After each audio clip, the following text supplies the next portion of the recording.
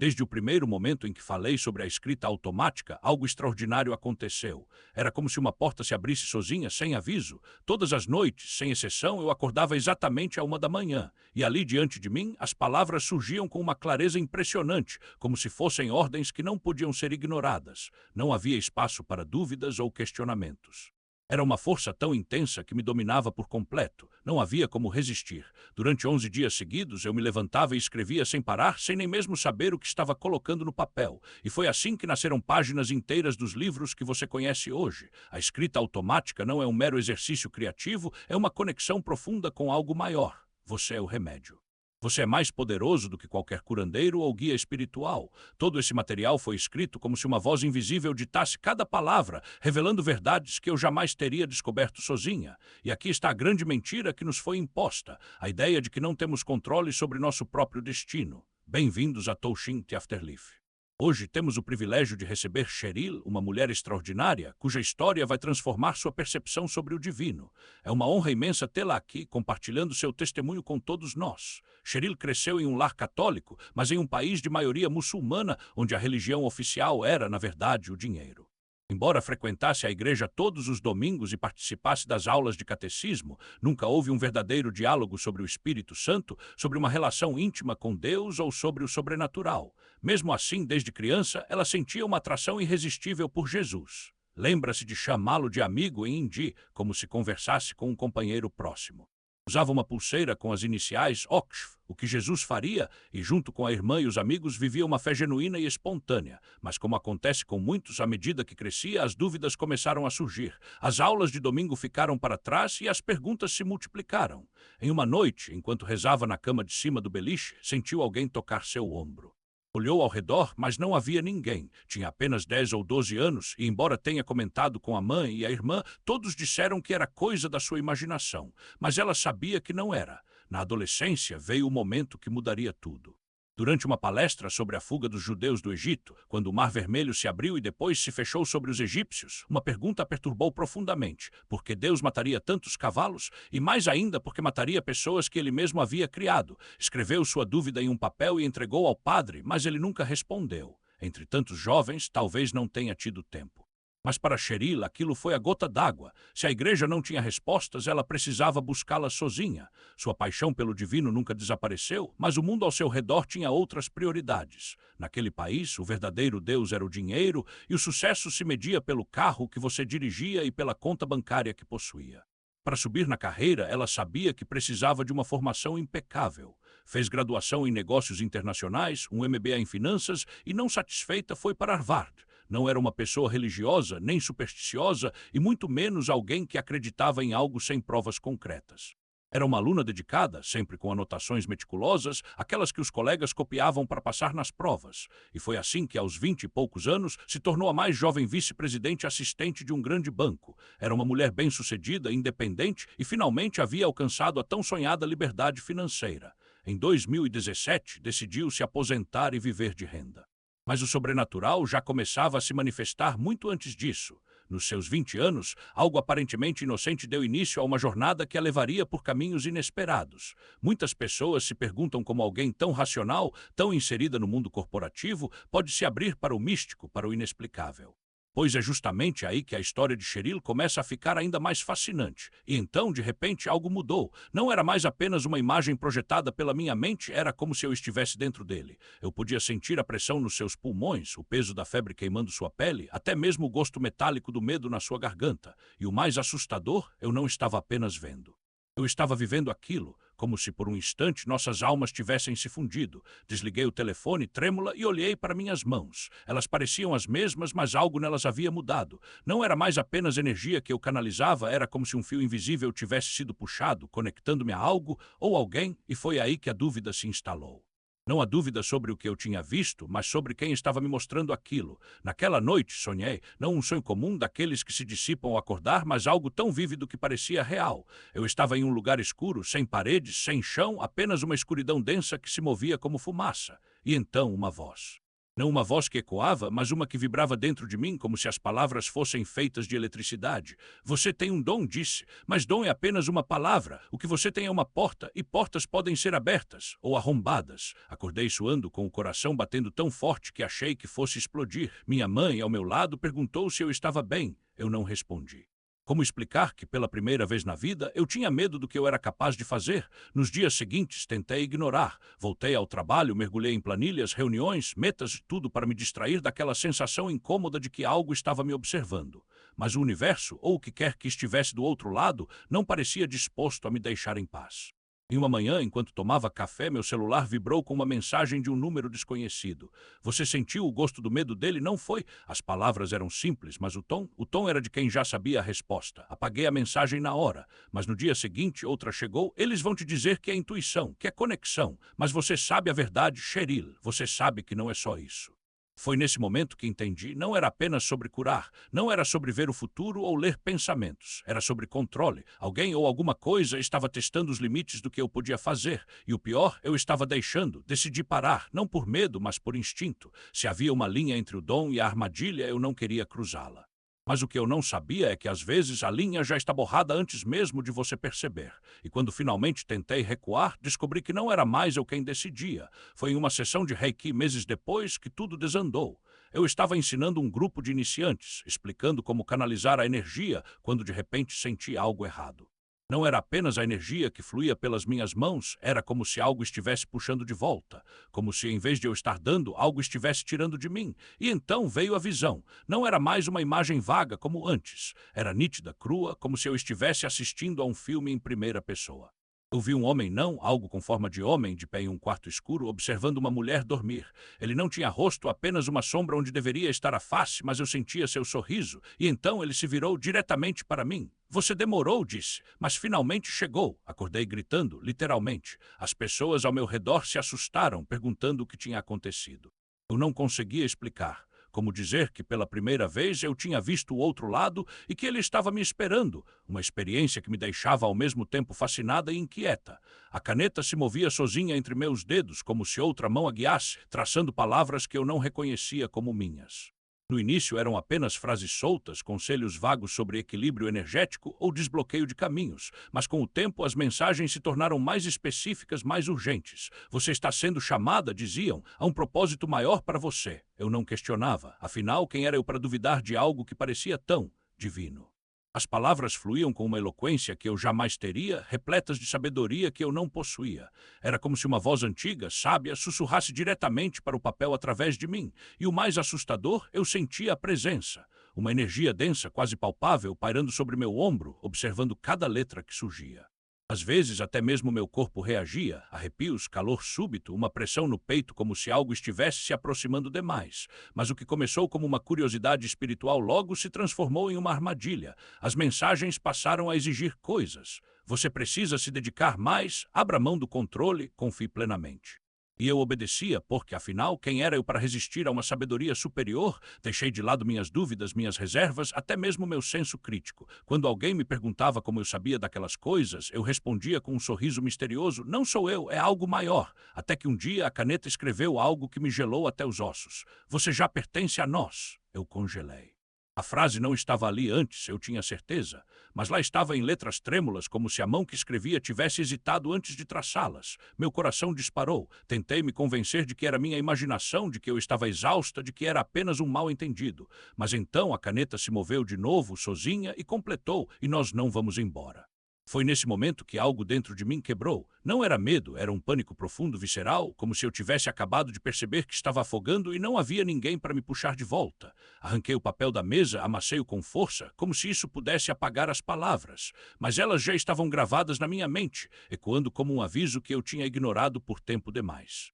E então veio a pior parte. No dia seguinte, acordei com uma marca no pulso, uma linha fina, avermelhada, como se algo tivesse me segurado com força. Não doía, não sangrava, mas estava ali como uma assinatura, e eu sabia, no fundo, que não era coincidência. Foi quando entendi a verdade, eu não estava recebendo mensagens. Eu estava sendo usada, visões que não pertenciam a este mundo.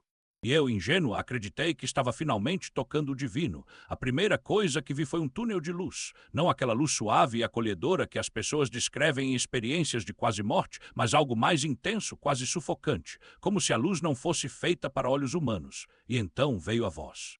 Não uma voz, na verdade uma presença que se comunicava diretamente na minha mente, como se as palavras fossem minhas próprias ideias, só que mais claras, mais convincentes. Você foi escolhida, ela disse, há um propósito maior para você. Eu deveria ter desconfiado, deveria ter questionado porque uma entidade divina precisaria de permissão para entrar.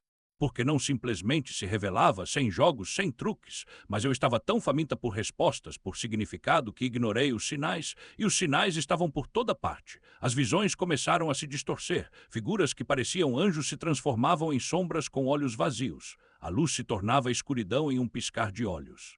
E a voz, antes doce, agora sussurrava coisas que eu não queria ouvir. Você nunca esteve sozinha. Nós sempre estivemos aqui. Eu tentei resistir, mas meu corpo não respondia. Era como se algo tivesse tomado o controle, como se eu fosse apenas uma espectadora dentro da minha própria mente. Quando acordei, horas depois, estava coberta de suor e com um gosto amargo na boca, como se tivesse engolido veneno. Mas o pior não era o físico, era a sensação de que algo tinha se grudado a mim, não como uma lembrança, mas como uma presença, algo que não ia embora. E então as coisas começaram a piorar. No dia seguinte, comecei a ouvir vozes quando estava sozinha. Não eram pensamentos meus. Eram palavras claras, como se alguém estivesse falando ao meu lado. Você gostou, não foi? Elas diziam. Agora você é nossa. Eu tentava me convencer de que era só minha imaginação, mas as marcas no meu corpo contavam outra história. Linhas vermelhas apareciam nos meus braços, como arranhões que eu não tinha feito. E à noite, quando fechava os olhos, via figuras pairando sobre mim, sombras que se moviam mesmo quando eu piscava. Eu não sabia, mas tinha aberto uma porta, e uma vez aberta, não havia como fechá-la sozinha. Uma mãe é a primeira voz que nos acalma, a primeira presença que nos faz sentir seguros, e era exatamente isso que ela explorava. Mãe, sabe o que é melhor para você? Sussurrava em meus pensamentos, enquanto eu ainda estava sob o efeito daquela bebida amarga. Mãe nunca te abandonará. E eu acreditava, porque no fundo, todos nós ansiamos por esse amor incondicional, não é? Mesmo quando ele vem disfarçado de algo que não é. As visões se tornavam mais vívidas a cada cerimônia. Eu via minha infância como se estivesse revivendo cada momento, o medo, a solidão, as pequenas traições que eu havia enterrado tão fundo que nem lembrava mais delas. E ela, essa mãe, apontava cada uma delas com uma precisão cirúrgica. Veja como te machucaram, dizia, enquanto imagens de rostos distorcidos dançavam diante dos meus olhos. Mas eu posso te curar, só precisa me deixar entrar. E eu deixava, porque quem não quer ser amado, quem não quer se sentir completo, mas havia algo errado, não era amor, era fome, uma fome que crescia a cada vez que eu voltava para ela. As noites se tornavam mais longas e os sonhos mais reais do que a própria realidade. Eu acordava com o gosto de terra na boca, como se tivesse sido arrastada por um túnel escuro, e então as vozes começavam. Não mais uma, mas várias, sussurros que se sobrepunham como se estivessem disputando minha atenção. Ela não é quem diz ser, uma delas murmurou uma vez tão baixo que quase não ouvi. Mas ouvi e aquilo me assustou, eu tentei ignorar. Afinal, ela tinha me dado minha voz de volta. Tinha me mostrado a verdade sobre o universo, sobre Deus, sobre mim mesma. Como poderia estar errada? Mas então vieram os sinais, pequenos, quase imperceptíveis, coisas que eu não tinha contado a ninguém, mas que ela sabia, como o nome do meu primeiro cachorro que eu havia esquecido até ela mencionar, ou o medo que eu tinha de água que só minha mãe conhecia. Como você sabe disso? Perguntei uma vez, tentando soar casual.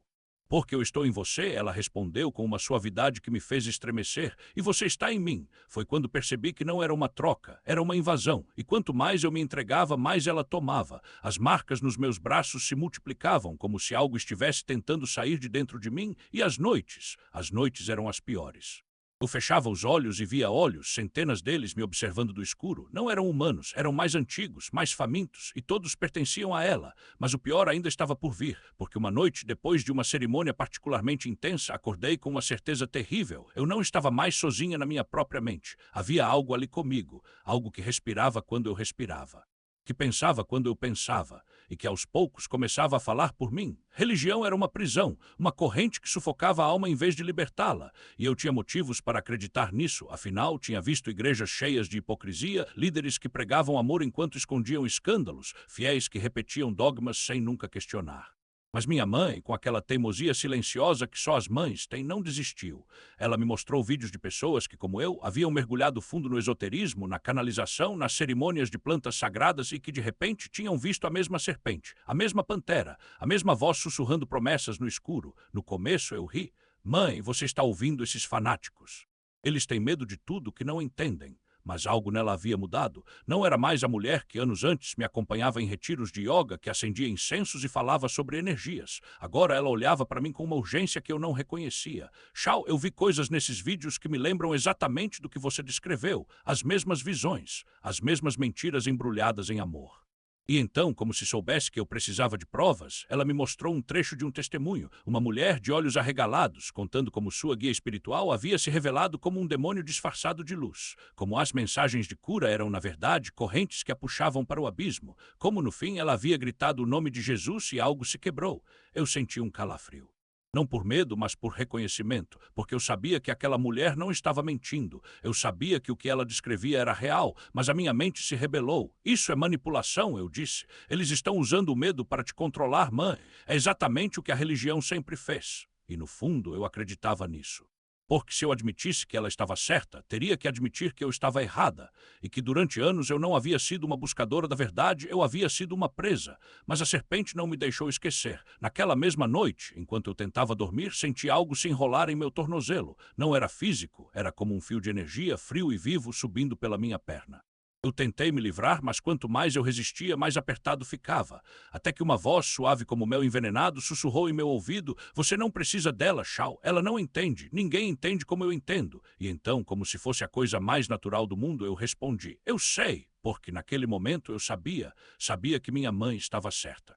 Sabia que eu havia sido enganada, mas também sabia que se eu tentasse fugir, a serpente me arrastaria de volta ou, pior, me faria querer voltar. Foi quando eu entendi a verdadeira armadilha. Não era sobre plantas, nem sobre guias espirituais, nem sobre curas. Era sobre controle, sobre substituir Deus por algo que se parecia com ele, mas que no fim só queria uma coisa, minha alma. E a pior parte, eu queria ser enganada, porque o engano era doce, era confortável, era tudo o que eu sempre havia procurado, até que de repente não era mais, porque o contrato já estava assinado, e naquele momento eu soube que não era apenas uma casa, era uma corrente que eu mesma havia forjado, acreditando que era liberdade. O que mais me assustava não era o peso da dívida, mas a certeza de que algo maior estava me puxando para baixo. Cada vez que eu tentava me convencer de que era apenas um sinal dos guias espirituais, uma voz dentro de mim sussurrava: "Isso não é luz, isso é uma armadilha", mas eu a sufocava. Afinal, como poderia ser errado se todos ao meu redor, meus amigos, meu marido, até os mestres ascensionados, diziam que era o caminho certo? Como poderia ser engano se a sensação de pertencimento era tão forte? Então veio o dia em que assinei os papéis. Lembro-me de olhar para o contrato e sentir um vazio no peito, como se tivesse vendido algo que nem sabia que possuía. E quando a chave chegou, não houve alegria, apenas um silêncio pesado, como se eu tivesse trancado a mim mesma em uma prisão dourada. Por que estou fazendo isso? Eu me perguntava. Por que estou trocando minha liberdade por uma ilusão de segurança? Mas o pior ainda estava por vir, porque pouco depois as coisas começaram a desmoronar. O mercado imobiliário, que eu acreditava que me salvaria, despencou, os juros subiram, e de repente aquela casa que deveria ser um investimento espiritual se tornou um fardo que eu carregava sozinha, enquanto meu marido viajava a trabalho e eu me afundava em dívidas que não podia pagar. E o mais irônico: os mesmos guias que me disseram para comprar a casa agora me diziam para confiar no universo e deixar fluir, como se o universo fosse um banco que perdoa empréstimos. Foi então que percebi: não era o universo, era eu que havia trocado a verdade por uma mentira confortável, eu que havia acreditado que poderia controlar o caos com rituais e energias positivas. E o mais doloroso: eu sabia disso o tempo todo, no fundo sempre soube, mas escolhi ignorar porque admitir a verdade significaria admitir que minha mãe, aquela mulher que eu ridicularizava, estava certa. E então, quando tudo parecia perdido, algo aconteceu, algo que eu não esperava, algo que não podia ser explicado por energias ou vibrações. Foi como se uma mão invisível me puxasse para fora do abismo. E pela primeira vez em anos, eu ouvi uma voz que não era minha, nem a dos guias, nem a do inimigo. Era uma voz clara, uma voz que dizia: "Você não precisa disso." E pela primeira vez eu acreditei. Então veio a confirmação do que eu já sabia no fundo. Não era apenas tristeza, não era apenas cansaço. Era algo maior, algo que se enraizava em mim como uma sombra que nunca me abandonava. Os médicos não encontravam explicação, nenhum tumor, nenhuma inflamação, nenhum desequilíbrio químico que justificasse aquela paralisia repentina, aquela dor que me consumia por dentro. Mas eu sabia, eu sentia. Era como se algo estivesse se alimentando da minha desesperança, como se cada pensamento de desespero fosse um convite para que algo pior se instalasse. E então, no meio daquele caos, veio a lembrança, uma lembrança antiga, quase esquecida, de quando eu tinha 17 anos e a raiva me consumia. Eu havia desejado a morte de alguém não com palavras vazias, mas com uma fúria tão profunda que parecia queimar por dentro. E naquela noite, enquanto eu rezava para que aquele desejo se cumprisse, algo aconteceu. Meu corpo se contorceu, minha visão escureceu e eu caí no chão convulsiva como se algo tivesse tomado conta de mim. Os médicos chamaram de epilepsia, mas eu sabia que não era só isso. Era como se uma força tivesse se aproveitado da minha raiva, como se tivesse encontrado uma brecha e se agarrado a mim. E agora, anos depois, ela voltava. Dessa vez, não era apenas uma convulsão. Era algo mais sutil, mais cruel. A paralisia no rosto, a dor de cabeça que não passava, a sensação de que meu corpo estava se desfazendo, tudo isso era um aviso, um lembrete de que eu não estava lutando contra mim mesma, mas contra algo que queria me destruir por dentro. E o pior, eu não tinha forças para resistir. Mas então, no momento em que tudo parecia perdido, algo mudou. Não foi um milagre repentino, não foi uma cura instantânea. Foi uma pergunta que ecoou dentro de mim, clara como aquela voz que eu tinha ouvido antes. E se você não estiver sozinha nessa luta? E pela primeira vez em meses eu parei para ouvir. Não era a voz do desespero, não era a voz do medo. Era algo diferente. Algo que me lembrava de que, mesmo no meio da escuridão, havia uma luz, mesmo que eu não conseguisse vê-la ainda. A ouvir uma voz que não era mais apenas um sussurro no escuro, mas um chamado firme e insistente. Não era o medo falando, não era a confusão. Era algo maior, algo que me puxava para fora daquela névoa de dúvida, como se, de repente, eu tivesse sido arrancada de um sono profundo. E então veio a força. Não a força que eu conhecia, aquela que me faltava quando mal conseguia levantar da cama, mas uma energia que parecia brotar de algum lugar dentro de mim, como se cada célula do meu corpo tivesse sido despertada. Eu corria escada acima, escada abaixo, carregava móveis que antes pareciam pesados demais até para olhar. Era como se algo tivesse tomado conta de mim, mas não da maneira assustadora que eu imaginava. Era uma presença que me fazia sentir ao mesmo tempo pequena e invencível. E as vozes, duas, uma me guiava clara, paciente como um farol na tempestade. A outra era diferente. Era um murmúrio áspero, uma sombra que se contorcia nas bordas da minha mente, tentando me convencer de que eu estava enganada, de que nada daquilo era real. Mas eu já não tinha medo, porque pela primeira vez eu sabia a diferença. A voz que me chamava pelo nome, que me lembrava de respirar, que me dizia para abrir a Bíblia, essa era a voz que eu queria ouvir. E foi assim que comecei. Não com um plano, não com uma estratégia, mas com uma urgência que não podia ser ignorada. Folheei as páginas daquele livro que eu mal tinha tocado antes e as palavras saltavam como se estivessem vivas, como se tivessem esperado por mim esse tempo todo. Cada versículo era uma resposta, cada capítulo um convite. E eu, que sempre tinha buscado respostas em tantos lugares, percebi que elas sempre estiveram ali, escondidas à vista de todos, esperando que eu simplesmente parasse de fugir. Mas o mais incrível não era o que eu estava descobrindo, era o que estava sendo desfeito. Aquela força que me fazia correr, que me dava uma energia sobre-humana, eu entendi depois que não era minha, era a luta. A luta entre o que eu tinha sido e o que eu estava me tornando. E no meio disso, uma verdade simples. Eu não precisava ter todas as respostas. Eu só precisava dizer sim. As palavras brotavam de mim como se tivessem sido escritas muito antes de eu existir. Versos inteiros, nomes, profecias, tudo aquilo que eu jamais havia lido, jamais havia estudado. E, no entanto, ali estavam fluindo pelas minhas mãos como um rio que sempre soube seu caminho. A Bíblia, eu mal sabia onde começava o Antigo Testamento, onde terminava o Novo. 3 leituras na missa aos domingos, frases soltas que ecoavam sem contexto, sem raiz. Mas de repente eu citava Jacó, os 7 reis, as 7 tribos, como se tivesse passado a vida debruçada sobre aqueles textos. Era uma cascata de conhecimento que não me pertencia e eu não fazia ideia de onde vinha. Meu marido percebeu primeiro. Havia algo de errado, algo que não se explicava pelo cansaço ou pela imaginação. Ele ligou para meus pais e minha mãe voou da Índia para o Canadá num piscar de olhos. Algo nela também sentiu. Não era apenas uma crise, era uma invasão. E eu oscilava entre 2 mundos. No momento, uma voz suave me dizia para criar um espaço de oração, um refúgio onde eu pudesse ouvir Deus. Nos 10 dias seguintes, eu vivia entre momentos de quietude, o Espírito Santo sussurrando verdades que eu mal conseguia compreender e noites em que outra voz me arrancava da cama com ordens que não admitiam recusa. Escreva! Eu não sabia distinguir. Não sabia que existia uma guerra sendo travada dentro de mim. A escrita automática voltou com força total. Às 1h da manhã, meus olhos se abriam sozinhos e as palavras já estavam lá, martelando na minha mente como um comando militar. Era uma voz que não pedia, exigia, que não sugeria, ordenava. Eu já tinha ouvido histórias de pessoas que ouviam vozes assim: pule, abra a porta.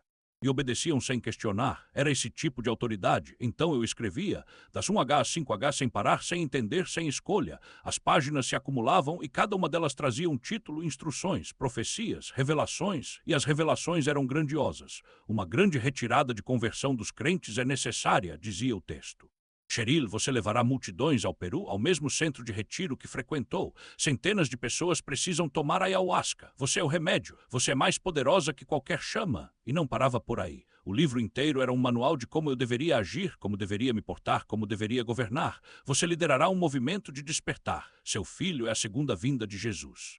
Não conte a ninguém, mas ele é. Veja as marcas em seu corpo, elas não mentem. E então, como se antecipasse minha dúvida, a voz reforçava: você se tornará a mulher mais poderosa do mundo. Nações se curvarão a você. Terá mais riqueza, mais influência que a rainha da Inglaterra. Você será maior que tudo isso. No começo eu resisti. Isso não pode ser verdade, pensei, mas a voz insistia, repetia.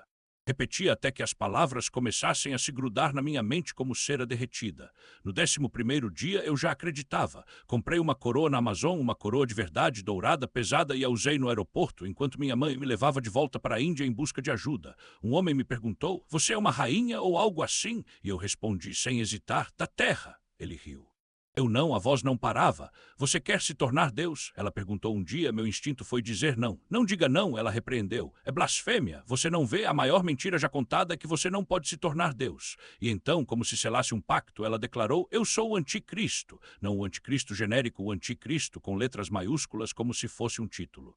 E eu, sem saber distinguir, comecei a chamá-la de Cristo. Não, ela corrigiu, sou contra Cristo, sou o oposto e você está comigo. As mentiras se multiplicavam. O Espírito Santo é feminino, a igreja mentiu para você, o patriarcado distorceu tudo. E eu escrevia, convencida de que era a verdade. A voz ditava até o que eu comia: bananas, leite, sem explicação. Beba, coma.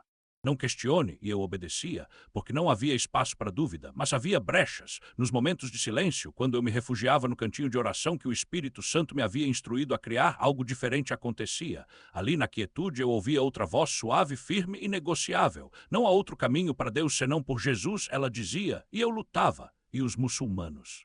E os hindus e os budistas, como pode ser? Chorava, argumentava, recusava, mas a voz não cedia, só um caminho. E pouco a pouco algo em mim começava a rachar. A dúvida, antes sufocada, encontrava espaço para respirar, e a voz não parava. Bata a cabeça na parede. Era um sussurro cortante, uma ordem que não vinha de mim. Eu tremia, os dedos apertando a garrafa de metal como se ela pudesse me proteger.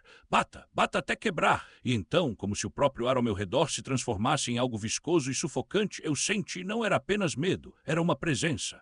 Algo que se enroscava nos meus pensamentos, que torcia minhas palavras, que me empurrava para a beira de um abismo que eu não entendia. A água caía sobre mim, quente demais, fria demais, como se o chuveiro tivesse se tornado um portal. Eu te batizo, Cheryl, em nome do Pai, do Filho e do Espírito Santo. Eu repetia, a voz trêmula, os dentes batendo. Mas a outra voz, aquela que não era minha, ria. Isso não vai funcionar, você já está condenada. E então, como um relâmpago, veio a imagem, mãos escuras, dedos finos demais, agarrando meus pulsos, puxando-me para baixo. Eu gritei. Gritei como se alguém estivesse arrancando minha alma pelas costelas. Foi quando ouvi o barulho, um estrondo na porta do banheiro. Alguém batia, chamava meu nome, minha mãe, minha tia, não sei. Mas a voz na minha cabeça berrou: eles estão mentindo. Eles querem te matar. Eu me encolhi contra a parede, os joelhos contra o peito, a garrafa erguida como uma arma. Não deixe eles entrarem! E então, como se o mundo tivesse se partido ao meio, eu vi através das paredes. Vi as sombras se movendo no corredor, figuras sem rosto, olhos que queimavam como brasas. Eles estão vindo, a voz sussurrou. Eles estão vindo para te levar.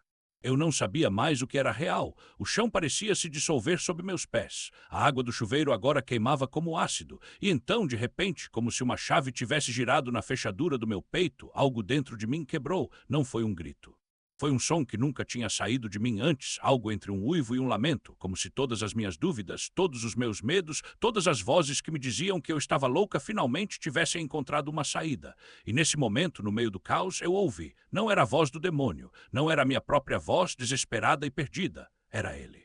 Era a mesma voz que meses antes tinha me dito só há um caminho. Mas agora não era uma afirmação, era um chamado. Você está cansada de lutar? Ele disse. Deixe-me entrar. E então, como se o próprio tempo tivesse parado, eu caí de joelhos, não por medo, mas por exaustão. E pela primeira vez em semanas eu respirei. Não era alívio, não era paz. Era algo mais profundo, mais cru.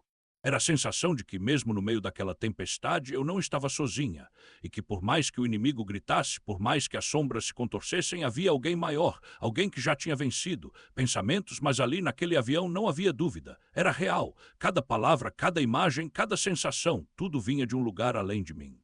E eu sabia com uma certeza que queimava mais do que qualquer dúvida que o Espírito não estava apenas me mostrando verdades. Ele estava me preparando. A noiva descendo dos céus não era eu, era a igreja. E eu, pequena, arrogante, cheia de mim mesma, não passava de uma serva diante daquela glória. A cidade de muros altos não era um sonho, era a promessa de um lugar onde Deus enxugaria toda lágrima. E quando as palavras de Jeremias ecoaram em mim, não como um texto decorado, mas como uma espada afiada, eu entendi, não era apenas sobre caçar o mal, era sobre ser caçada por ele primeiro, purificada, escolhida. Mas o terceiro vislumbre, aquele me partiu ao meio, a terra árida, os corpos sem sepultura, a fome que não era falta de pão, mas de justiça. Eu sempre questionei a ira de Deus. Sempre achei que amor e julgamento não podiam caminhar juntos, até que vi, não com os olhos da carne, mas com os da alma, e ali diante daquela desolação não senti medo, senti alívio, porque se Deus é justo, então até o fogo que consome é misericórdia, até a destruição é salvação para quem não quer ser salvo. E então veio a pergunta que me perseguiu por anos: por que eu? Porque uma mulher comum, cheia de defeitos, de pecados, de dúvidas, foi escolhida para ver o que outros não viam, porque as Escrituras desceram sobre mim como um rio sem que eu as buscasse. A resposta veio não em palavras, mas em um peso no peito. Não era sobre merecimento, era sobre necessidade. Deus não precisava de uma teóloga, precisava de uma testemunha. Alguém que, mesmo sem entender, dissesse: eu vi, eu ouvi e isso mudou tudo. Mas as visões não pararam ali. Elas se tornaram mais urgentes, mais pessoais. Como se o próprio céu estivesse me dizendo: você não pode voltar atrás. E eu não queria, porque pela primeira vez eu não estava apenas acreditando em Deus. Eu estava vivendo nele. Cada respiração, cada batida do coração, cada lágrima derramada, tudo carregava o selo de uma presença que não me deixaria mais, nem nos momentos de dúvida, nem nos de medo. E então, como um trovão, veio a ordem: fale. Não era um convite, era uma convocação. E eu, que sempre tive medo das palavras, que sempre fugi de confrontos, me vi gritando verdades que não eram minhas.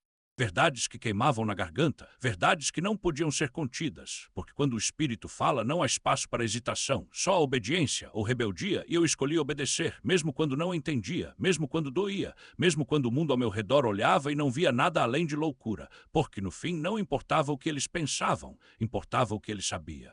E ele sabia que eu estava pronta, pensamentos que não eram meus, mas que se enraizavam como ervas daninhas. O Espírito Santo me ensinava a me entregar não como quem se rende, mas como quem se liberta. Eu não sabia o que isso significava, mas ele agia como quem compra algo para depois lançá-lo fora em nome de Jesus. Então eu comprava e lançava, comprava e lançava.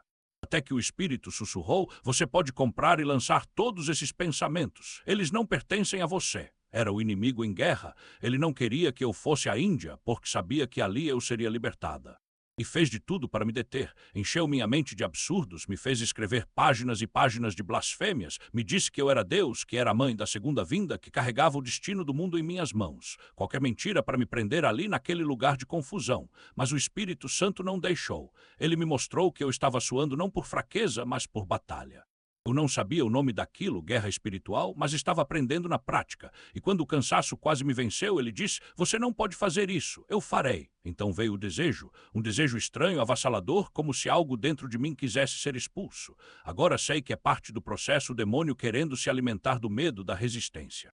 Nunca tive enjoo em aviões, mesmo depois de centenas de voos por mais de 150 países. Mas naquele momento, no ar, precisei de um saco. E quando o vômito veio, foi como se algo saísse de mim junto, uma paz desceu. Eu pude deitar e dormir, foi autolibertação. Libertação pelo Espírito. E então voltei à Índia, ao banheiro onde me batizei sozinha, guiada por ele. No dia seguinte, estava no carro a caminho de Broterlui e o inimigo voltou a falar: veja, sou uma boa serpente. Eu reconheci sua voz. Boa serpente, agora sei quem você é e sei que está mentindo. Não havia medo, só certeza. Ele tentou me confundir. Na Índia, eles adoram serpentes, mas são todas imitações. Eu sou o original, sou bom, você deveria me guardar. Eu ri por dentro, claro. Você sabe exatamente para onde estou indo. Sabe que vou me encontrar com um homem de Deus. E sabe que isso vai acabar. Entrei na sala e no instante em que vi Broterlui caí no chão gritando, por que não me disse antes? Eu o conhecia de anos atrás, mas ele não falava inglês e eu não entendia sua língua. Ainda assim, algo em mim reconheceu a autoridade ali. O inimigo falou através de mim, eu odeio você, Jesus. E o espírito respondeu, o sentimento é mútuo. Broterlui não se abalou, ele olhou para mim e ordenou, saia. Eu nunca tinha visto uma libertação, não acreditava em demônios, não acreditava no diabo. Mas ali diante de mim, minha tia, meu primo, meu pai, todos testemunhavam. E o inimigo resistia, não vou sair, diga seu preço. Essa garota é minha. Minha tia, que já tinha visto libertações, não se intimidou. Você não vai ficar com ela. Broterlui segurou minha orelha e começou a orar. Qual é o seu nome? Perguntou. Lúcifer, respondi. Minha tia cobriu a boca. Lúcifer, você tem Lúcifer dentro de você. Meu primo, assustado, murmurou. Irmão Lui não vai conseguir te salvar agora. Você se meteu numa enrascada. O inimigo tentou me controlar. Soca ele, soca o irmão. Minhas mãos se cerraram, mas não se moveram. Graças a Deus, ele não tinha domínio sobre meu corpo. Meu primo segurou meus punhos enquanto Broterlui colocava água benta em minha boca. Eu cuspi, tentei me afastar, mas não lembro do que aconteceu depois. Só sei que de repente estava no chão. Antes estava no sofá. Depois acordei com Broterlui dizendo, acorde, acorde. Eu não entendia. Já acabou? Ele mandou que fôssemos ao hospital. Minha prima insistiu e eu fui ainda confusa. Mas quando saí daquele quarto, era como se o peso de anos tivesse sido arrancado de mim. O ar parecia mais leve, a luz mais clara. E pela primeira vez eu sabia, isso acabou. Tentou distorcer tudo isso desde o começo. Porque ele viu, desde pequena, que eu tinha um coração que buscava a verdade, que não se contentava com respostas prontas. E foi justamente essa sede que ele usou contra mim. Ele me ofereceu conhecimento, mas me entregou mentiras disfarçadas de revelações. Me disse que eu era especial, escolhida, mas na verdade estava me isolando, me afastando de tudo e de todos que poderiam me trazer de volta à realidade. Lembro de quando era criança e sentia que Deus falava comigo. Não era uma voz alta, não era algo assustador, era como um sussurro suave, uma certeza no peito. Mas o inimigo pegou essa mesma sensação e a transformou em algo monstruoso. Ele me convenceu de que eu precisava provar meu amor a Deus com atos extremos, que a santidade exigia sacrifícios absurdos. E eu acreditei, porque no fundo eu só queria agradar, só queria ser amada. Eles chamam isso de psicose, Julie, mas eu sei o que vivi. Eu vi o jogo do inimigo.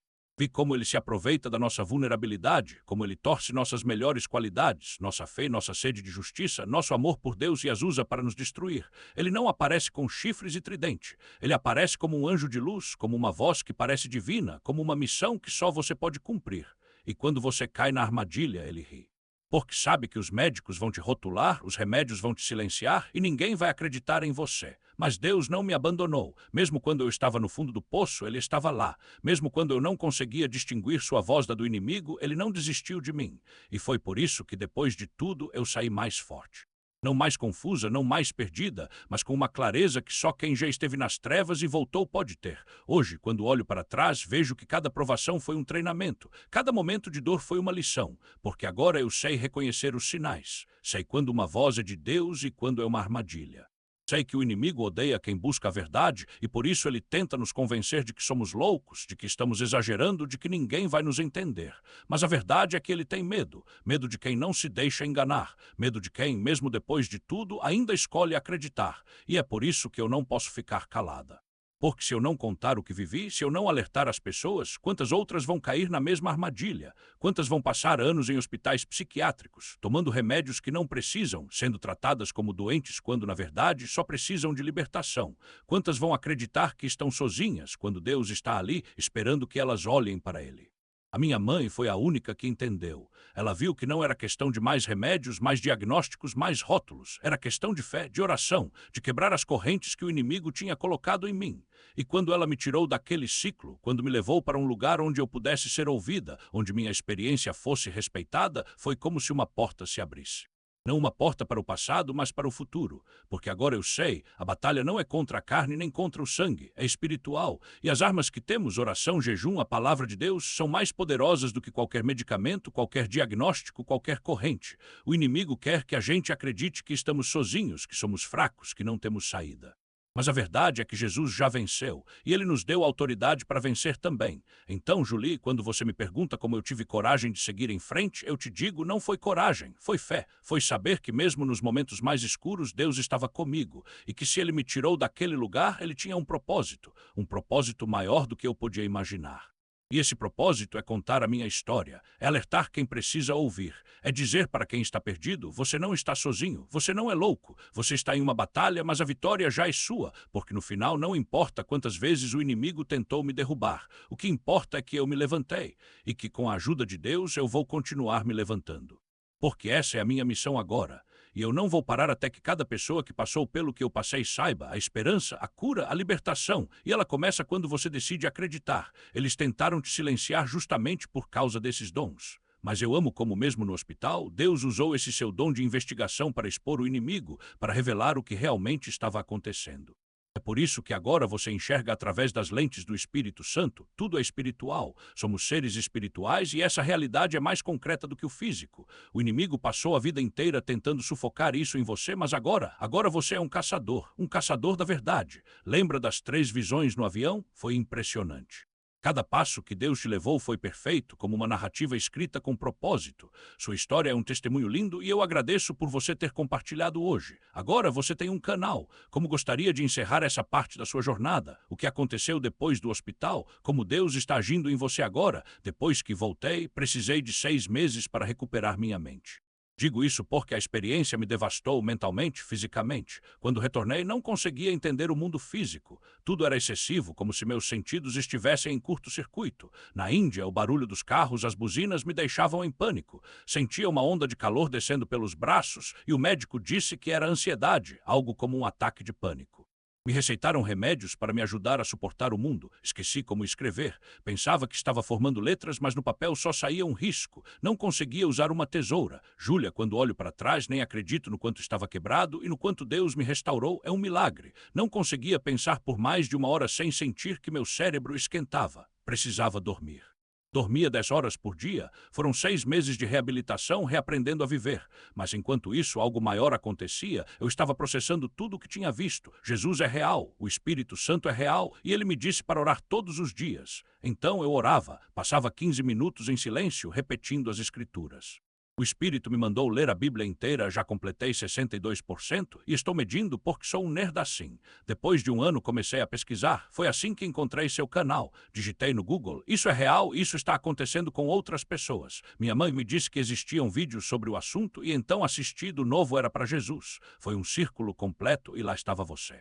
Seu canal me deu confirmação. Havia um cara chamado Jai que disse algo que me marcou. Eu sou o anticristo, porque eu tinha escrito algo parecido no meu livro em meio à confusão. Quando ouvi ele dizer isso, percebi, não estou sozinho, não sou o único. Isso está acontecendo com tantas pessoas.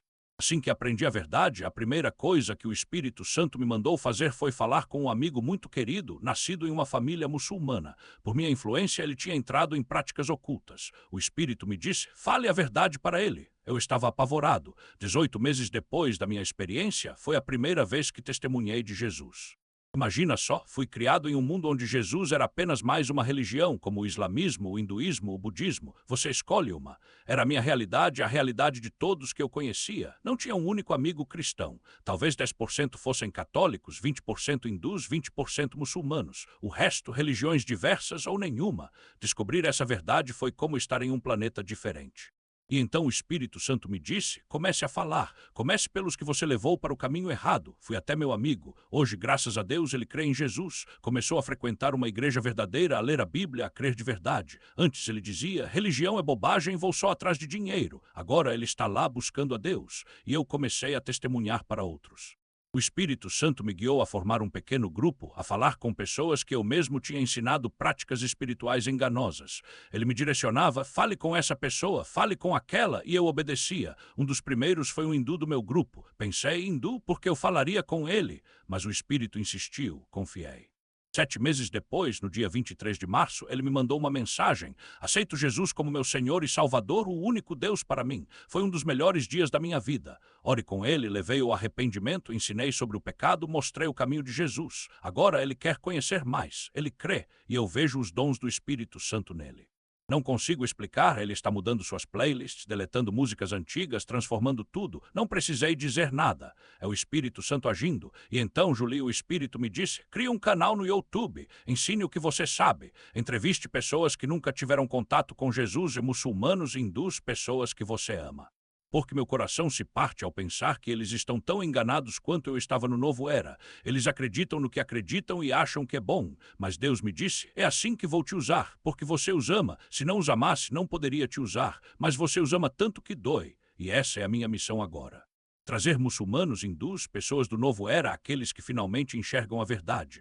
Meu canal se chama Novos Anjos, porque são pessoas que estavam perdidas, mas agora veem a luz. E a minha única oração é que milhões de almas saiam dessas religiões, saiam do engano e encontrem Jesus, porque Ele é a verdade. E eu não vou parar até que cada uma delas saiba a esperança, a cura, a libertação, e ela começa quando você decide acreditar. E essa é a prova viva de que Deus não escolhe os perfeitos, mas os dispostos, porque eu mesma já estive do outro lado, acreditando em mentiras tão profundas que me cegavam para a verdade. Mas quando Ele me chamou, quando Ele estendeu sua mão, eu vi, não era sobre religião, não era sobre rituais ou dogmas vazios.